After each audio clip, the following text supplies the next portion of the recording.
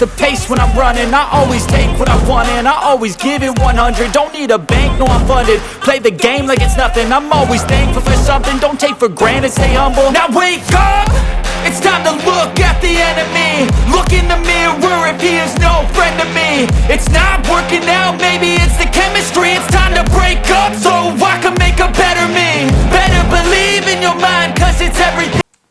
Hi everyone, welcome to another episode of the Influencers Tube with Steve, Hassan, Mo, Gerard. And as usual, we've been having these kinds of conversations with Brother Steve. Brother Steve, can you please give a bit of introduction on who you are? Hi everyone, thanks for watching. Yeah, my name is Katende Steven Musula, and I'm very happy to be back again on this same show. You know, we've talked a lot. You know, we've been discussing on a lot of subjects and topics. And I thanks for those who are giving in the positive messages, those who are sending in messages that are encouraging us to keep going. So I know this is not just another show, but we learn a lot from this show. There's a lot of things that we've been learning. And one of the interesting topics that I would like to, we're going to keep it a bit nice and concise. Yes. And one of the interesting topics that I would like to have a conversation on is relationships. You see, for someone to be successful, on so many cases, it's very unlikely that it's going to happen by accident. Yes. And one of the interesting things that successful people always have is relationships. What is your insight on relationships? Basically, before we go into that term called relationships, I think we need to know what's really the meaning of relationships. You understand? Because when you look at life and you look at man's life, like our life cycle, everything happening around us, from the day you're born, it's like you've been in relationships. You understand what I'm trying to say? Yes. Even you are a product of a relationship. Like your father, your mother met, then you understand, then they ended up producing you. Even in the womb, there's a relationship between a child and a mother. So which means like all life revolves around relationships. So when you grew up and by the time you opened your eyes, there was someone ready there to welcome you, maybe your father, your mother, who raised you in the family you grew up from, in society. I mean, like life rotates around relationships. So which means no person can live without relationships.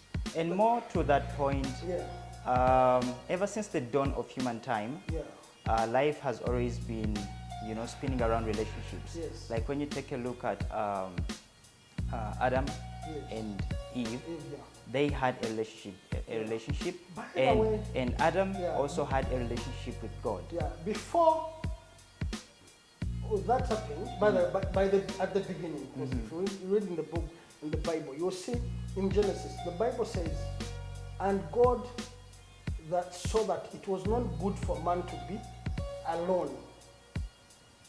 Understand? Right. Even God himself in his godly nature, so that for man to survive on earth, he needs a companion, he needs someone around, he needs like a relationship. And that comes down to a relationship, Yeah, that's why he created Eve for Adam. Of course, there are two types of relationships. There's the godly relationship, that's the relationship that's the spiritual, between man and God. And then there is another relationship between human being and, you understand, maybe husband and wife. Then there's another one, friends. Right. There's all those kinds of relationships. Yeah, siblings, and all the problems we have on earth today result from one thing: relationships. So this is one of the things that we need to look at in life and consider very much. It's something that is very important, because any human being, as long as you're alive, you need relationships. Right. You need to be relating with something. That is, you have to be relating first of all with God. How's your relationship with God? How are you standing with God? Then with those also are around you. And most of the problems that we are facing today, you will see, even your families, father, or let me say, husband doesn't get along with The mom, yeah. Parents don't get along with With the kids, yeah. Pastor doesn't get along with the flock. President doesn't get along with the citizens. Right. You understand? So I mean, like, everything around us Revolves around relationships. which means like everyone, for you to succeed, to make it in life, to be happy. Because most people think like being successful is all about, you know, having money, having wealth. That's just part, a little bit of living a successful life. A full life, you're supposed to be spiritually successful, then physically successful, that's wealth, and mentally or emotionally successful. All those three areas, they must be healthy to be considered a success, like so that you can be considered a successful person. Because if one lacks, for example, you can find a lot of people, someone is very rich, is wealthy, like everyone just admires them. They think, okay, if I can work and I get to that level, my life will be fine. And then the same person, the next day you just hear that, that person committed suicide. And I'm like, how can such a person who's been living that good life, I mean, he had plenty, he's been rich, and he's not been happy in his life. What do you mean, like, being rich doesn't mean that you are successful. So we really need to build good and healthy relationships. Yeah, I completely agree with you on that. Family and with society and with friends. Yeah, basically. And for us to succeed in life, it's very paramount that you have a good social network of friends around you, because one of the key factors to being successful in life is you need to analyze your thoughts, because sometimes, in so many cases, your thoughts also are a big contributing factor to what revolves around your life. And also the other contributing factor is the network of friends. You need to also be militant about the kinds of friends that you keep in your company. But I think on that I can say life always brings friends. Sometimes you can't choose the kind of friends you have. Yes, but it depends. It depends. Yeah.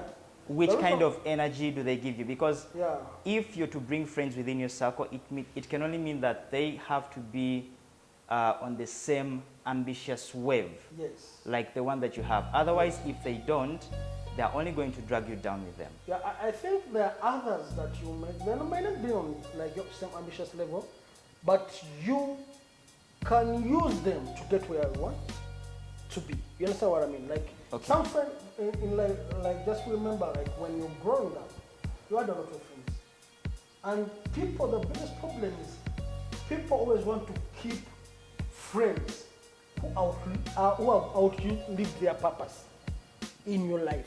But just because they have been your friends, you want to keep them around. But some friends come just for a season. They're just there for some time.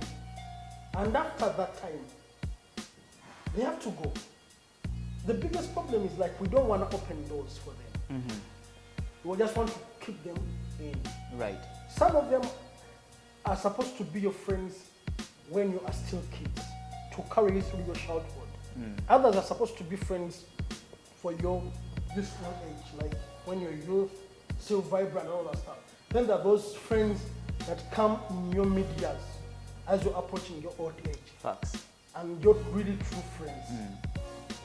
You can always get them at the end of your journey. That is in your late years. But most times, we want to keep them, for example, like if I have a friend who, when we're still kids, by that time our dreams were different. Like, we're almost the same. We had the same desires. You have to go around, maybe play around the village where you grew from. You both like streets. Yeah. You both like swimming.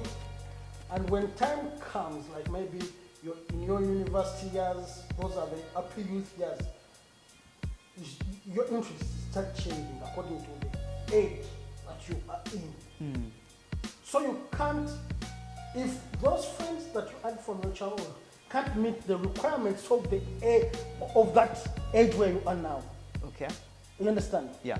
Sometimes we tend to, they have to go, just let them go. Do you have to cut them off completely, or you just have to set boundaries on which you deal with them? I don't believe in setting just boundaries, because that can be kind of, how can I say it? It can be kind of rude. Okay. You can't set boundaries on people. You understand? But I think you have to set some, when you set some standards, they'll automatically fall off. And okay, on I that. I realized that there are some friends of yours that you grew up with. Some you thought that you're gonna be friends for life. But when you meet right now, you can't connect. Right, absolutely. What happened to the connection? Because we think differently, and we have gotten to a level where we think differently, and they can't resonate with my life currently. I don't know. Can you explain a bit? Yeah, I think it's like this. Some people, let me say, some of those friends, when there was something that used to bring you together. When that thing gets lost, they will automatically. I've had some such friends where like I could meet them. They were like way back. We are like so close, and I love them. I'm not that I hate them, but when I meet them, maybe after 5 years, I try to reconnect back from the time we lost contact, and I try to reconnect, and we're not connecting. And then there are still those that even if it's after 10 years, when I meet them, we just pick it off. You understand what I mean? You're still on the same page. Yeah, we still just connect. So make sure that if the connection is lost, just accept it, let it go. Because you're gonna be carrying a burden of wanting to, how can I say? To level up with them? Yes, to level up with them when the levels are not the same. Right. So it's totally fine. You think differently, and yes. So I think it's totally fine.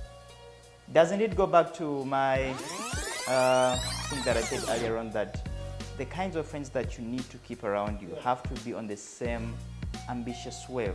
Like they must resonate with your passions and your ambitions and that kind of thing. I think, let me call it a vibe. You understand? There is a vibe that keeps you on. Like for example, if you're a music producer, there is that thing, it's called the drum, is it the drum beat that gives the musician the flow of the song. You understand? Right. And if you sing off that beat, you just messed up the song. So I think that there must be that connection, that vibe, right, that keeps those friends like. So that you move on the same pace, you resonate. Yes, you might not be even in different fields doing other stuff, but when you meet, there is that friend that's there's that connection. Yes, I think that's what I can say about it.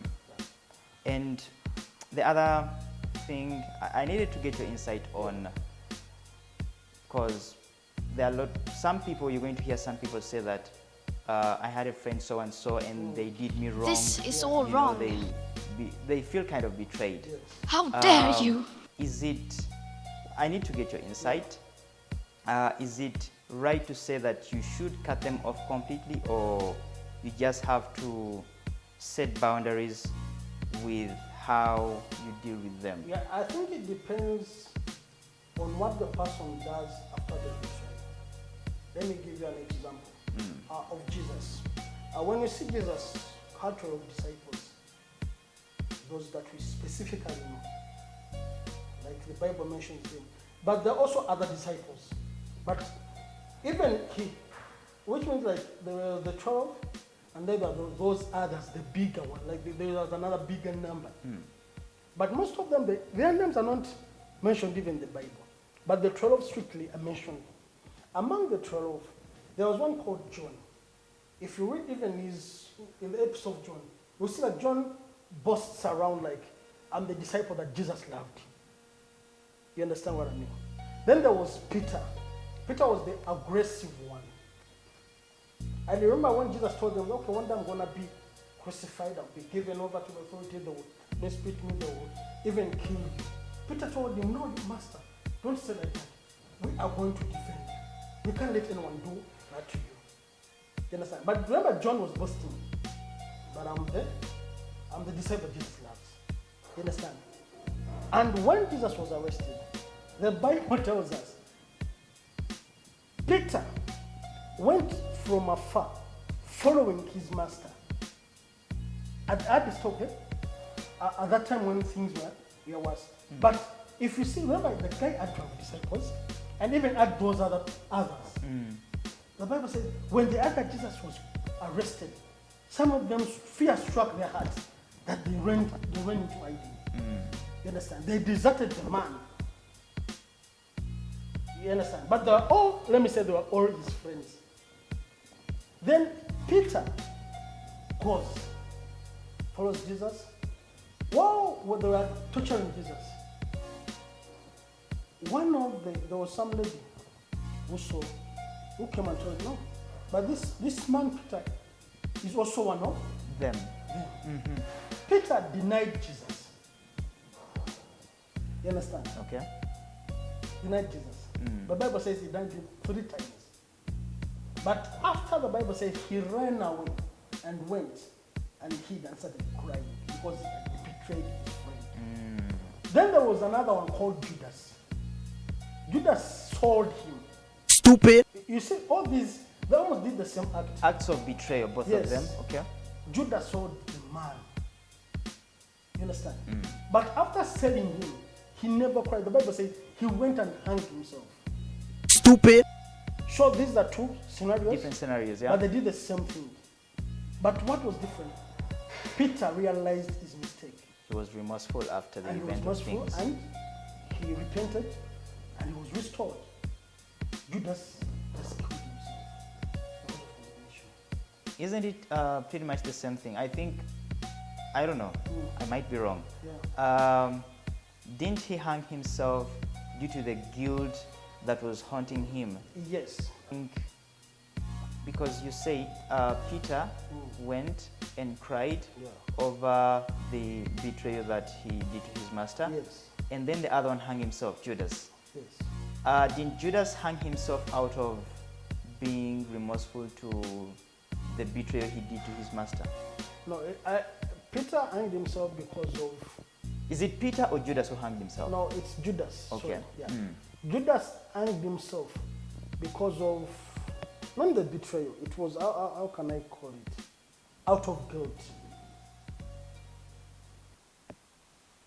You understand? Out of guilt, yeah. Because if he was really ready, he would have gone back and looked for Jesus and apologized to him or repented. But he just kept going away far from him. The Bible says, by the way, he went back to the Pharisees and Sadducees who had sold him, who had given him that money to betray Jesus. And he told them, he gave them the money back. And they also refused it. So it comes down to how, because my question was, how is it, okay, what's your opinion on how to deal with people who have betrayed you? Yeah. And then your response was, I don't know. Your response was, it depends on what somebody does after the betrayal. Yes. Okay. Because let me tell you, you can never find someone perfect. Absolutely. Nobody is perfect. Facts. And most times, a lot of people always do look at this side where like someone can, okay, he betrayed me. Maybe he did this to me. I never expected him to do A, B, C, D. How dare you! And don't look at the other side. If what really caused him to do to do this, yeah. You understand? There is me. That's how I handle my relationship with people. Like I always give you that space for you to come and Maybe there was a bit of explanation Yes. on why you why you resorted did to to doing ABC something. after all my trust I had for you. You understand? Because maybe it was just a I might misunderstood you, your actions, rather than just rushing to say, oh, these people like are betrayers, like this one is like, you understand? Yes. Because by the time you'll be busy looking just to get someone perfect, you end up losing everyone. You understand? So sometimes I think we need to go back and ask yourself, okay, if they did ABCD, why did this happen?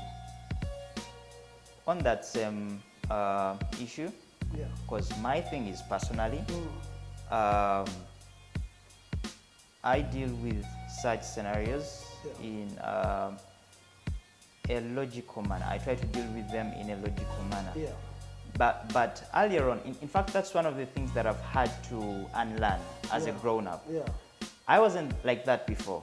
Someone used to betray me, I used to jump into my feelings and then, cut them off. Yeah. But over the course of a period of time, I've learned that it's a human trait to not be perfect. Yes. Like you said, no one is perfect. So sometimes I get out of my feelings, I step out of my feelings. That's just my, the way I look at things.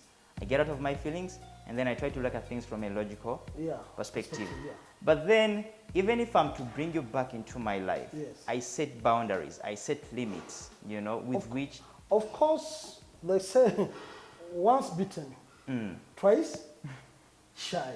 You understand that? Yes, So I think we need to set boundaries. right. You understand? Like you know that, okay. Me, there's some people I deal with. First of all, first time they do something, I learn from that.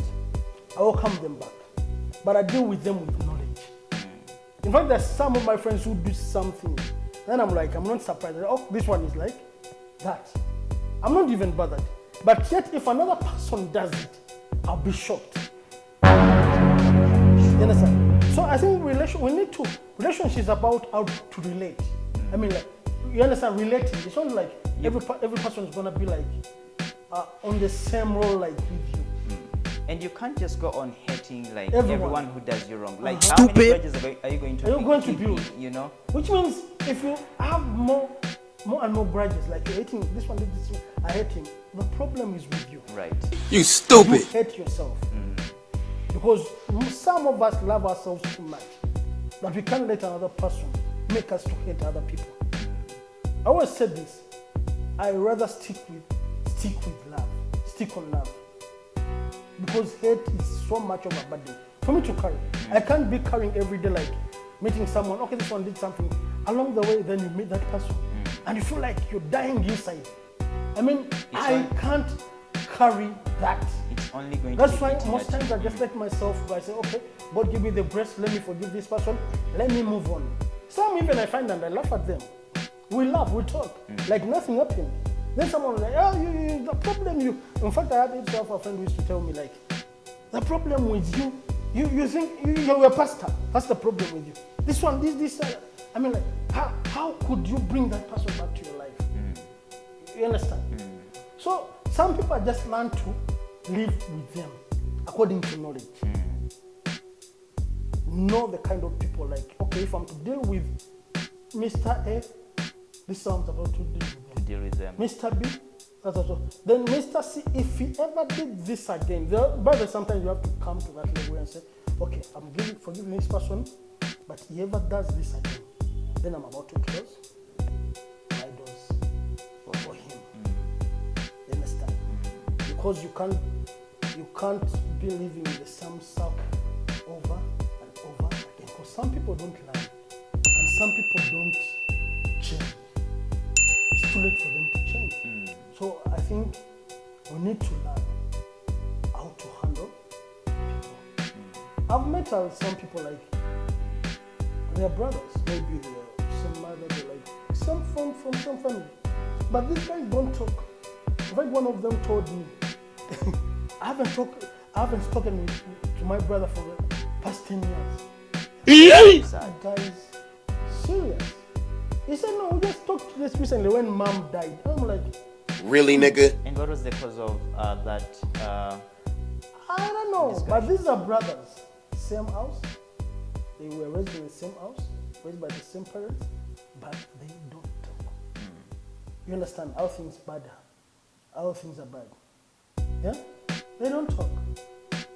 So, I think one of the things that has been driving people to becoming too hateful in life is just lack of relationships and being driven by emotions. Because emotions are very dangerous if you can't control your Emotions, yeah. And that day I realized that emotions, these are just chemicals, by the way, in your body system. Just chemicals. By the way, that's one of the traits. How can you just let chemicals make you lose valuable people in your life? I think it's a human trait to react to our emotions, but how we handle our emotions is different. But I think it's growth. When you start managing your emotions, just know that you have reached that certain kind of level of growth. You understand? Where like you can't just be controlled by emotions. And me, you know me, I think you've been with me for quite some time, you know me. Someone can do something, then I'm like, okay, it can piss me off, I'm hungry about it, then I give it something. But when I'm about to become so hungry, a voice in me comes and tells me, cool down. Ask yourself, why are you becoming hungry? Damn, son, where'd you find this? Challenge. Yeah? It's a very big challenge. One of the biggest challenges is to handle your emotions. Yes. And when I realized, like, okay, when I'm about to, lose my mind, I always ask myself, is this really worth it? I'm like, but it's not worth it. Let me just chill down. I close all my doors from negativity. And when I'm like settled, when I'm chilled down, then I start thinking over. That's one of the traits I've realized about you, because you are a man of balance on so many occasions. Yeah. And you try to look at things from another perspective, and it helps give you balance. Yes. I think most people, that what drives them to, it's selfishness, by the way. You think about only yourself. I always say, if for example we are in a room of 10 people and 8 people choose side A, I always go ask for side B. Why don't they like side B? To get a bit of balance. To get a bit of balance. And I've always realized one thing, that always, wherever a lot of people go, sometimes it's always wrong. You understand? Yes. According to me. Yeah, for you can believe. Yeah. That's me. If I see something that everyone is like rushing, I will say no. A lot of people always go for the wrong thing. So I think in life we need balance, by the way. If you are to live with people, you need to know them. What's your take on the kind of friends or relationships that you're supposed to have around you, so that can help elevate you onto the next level? Yeah, I think for every person to be successful, you need people. I've heard a lot of people say, no, me, I gave up on people. I'm just doing my life alone. Come on, you're lying. Really, nigga? Unless you are just destined to failure. The world is full of people, society is full of people, governments, the law enforcements, like everywhere you go, it's full of people. You need people in your life. Absolutely. And even you need haters. Absolutely. In fact, you need more haters than friends. Can you elaborate on that more? Why you need the haters? Because you have a goal to prove them wrong. Makes sense. And always keep your haters near you. You understand? You know why you need to keep them near you? Aren't they going to be put you in a bit of a precarious situation if you keep them close to you? They won't. You know why? You must have knowledge on how to deal with your haters. Because always they have something to prove to you. And if someone once betrayed you, and you sure know that they are haters, but they are close to you, and now they want to go roll around with you. Learn this. Always keep them, because they have something to prove. friends, by the way, can easily betray you. But those you call your haters and enemies, they always have something to prove to you that they are not what you think they. Okay, they want to get into your good books. Yes. That's why I always keep them. Yeah, and I know some are even gonna be watching this video. I'm keeping you guys. Yeah? I'm keeping you. Because I know you have something to prove to me. In the Bible, I think it's Psalm 23. That's where it was King David who wrote that psalm. He said, like, the Lord is my shepherd. The Bible says that, for the Lord prepared a table before me in the presence of my enemies. Let me tell you, your table of excellence, your table of success, God will never prepare it before your friends. He always prepares it before you, in the presence of your enemies. So that they can see you succeed. You understand? So that they can see that, okay, you can still do it. That has been my prayer, that let God prepare the table. And there is always those kinds of people who don't believe in you whenever you know, You're trying to do something. when you're trying to do something. And then also, my thing is, I think you should keep most of the insights and visions and whatever you want to pursue, mostly to yourself. If you're to disclose it to someone, it should be someone that is on the same wave with you, someone who resonates with you, if you understand what I mean. I think that regarding the vision, I don't believe in keeping it to yourself. Okay. My Bible tells me that write your vision plain. Let whoever reads it run. Let your vision scare them. Don't keep it. Do you have to to go on announcing to everyone that, okay, this is my vision, this is what I've set out to do? Because what I've realized is, in my experience, I don't know about you or anyone else, but in my experience, sometimes people can talk you out of your visions. Can I tell you? And that can become a big detriment, can become a big disadvantage to you. That's why I always say, like, that if there is someone who can talk you out of your vision, it means it's not really your vision. Can I say that again? Go on. Dr. Miles Monroe once said something. If your vision is not worth dying for, then it's not a real vision.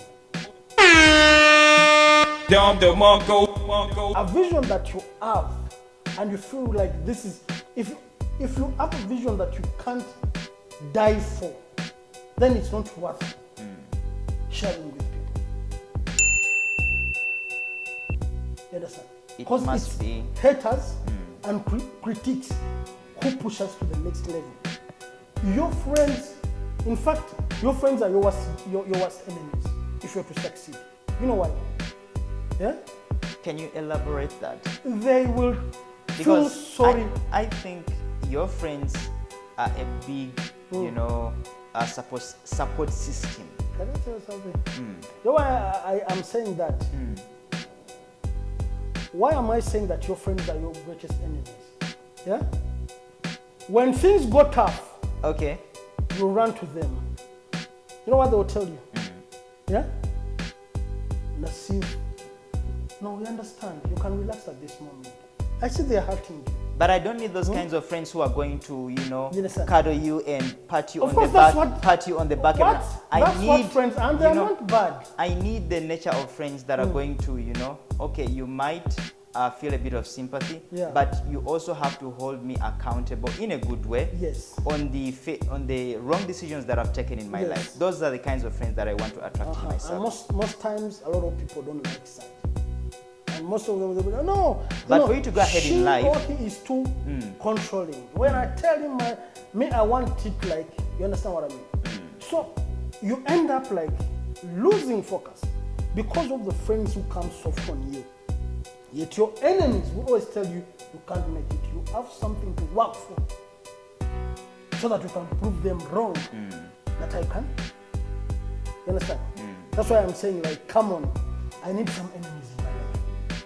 I need them because they push me. As much as the enemies push you, Yeah. you know, with the friends, Yeah. On the other issue of friends, Yeah. is it, how can I put it in the right words? Mm.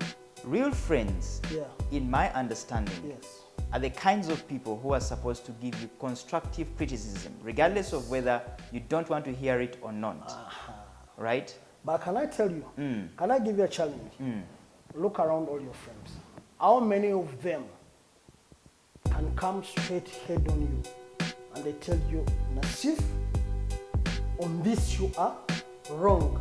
My thing is, okay, with me, I keep, my circle is very small. Yeah. You know, the friends that I open up to, the friends that I talk to, you know, it's very small. Yeah.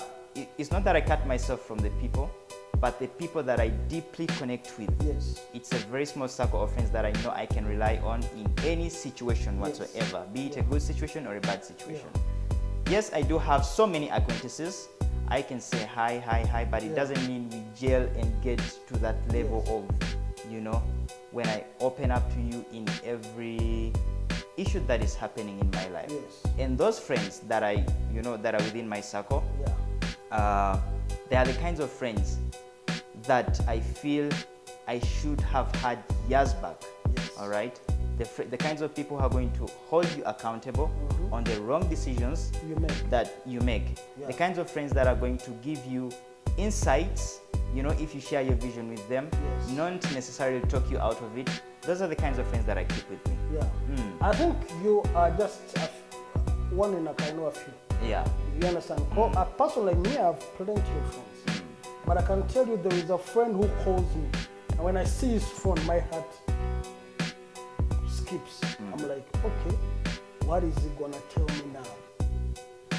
You understand? And there are those who will call and say, okay, this one I know. We're going to just talk whatever we want to talk. But there's that one who always calls and says, okay, I saw ABCD. How did it come? Which means that that friend I'm accountable to him. Then there is another one that if I'm just to call him, I say, oh, no, let's go maybe for a barbecue. Let's go. I mean, like, that's the kind of level they're on. But there's another one who always telling me, but no, you see, this year now we're in the month of April. What have you achieved in the past? I mean, like, they are there to challenge me. But I all take them as friends. You understand what I mean? So I think we Do you connect with all of them on the same level? That's what I want to know. No. Okay. But each one, I connect him on the kind of friend he is to me. And that's what I mean. Because we all can't be the same. I completely understand and agree There are with you on those that call me and all we talk about is business. There's another one who calls me and all we talk about is the Bible and the gospel and how to preach and what to preach and what not to. You understand? There's another one who just calls me and just talk about social life. There's another one who just called me like, it's all politics. So I think all of them, like, you understand what I mean? It's a mix of friends. Yes. Okay. But they all build me up. All right. You understand? All. But that's why I said, I just don't say, okay, anyone talks like I'm going to shut you out. No. Sometimes even if you are very successful, you need a funny friend to make you laugh after a night day. You understand what I mean? So, all. Yeah, me, that's how I take it. Okay. Yeah. With me, I think it's best to have a good social network of friends that are going to, you know, because Build you up. it's a very big and contributing factor Yeah. towards you elevating yourself in life. Thank you guys for viewing up to this level. If you haven't subscribed yet, please subscribe to the channel. Yeah. And also just make sure to like the video so that we can get up in the algo. Thank you once again. Cheers. See you in the next segment. Bye.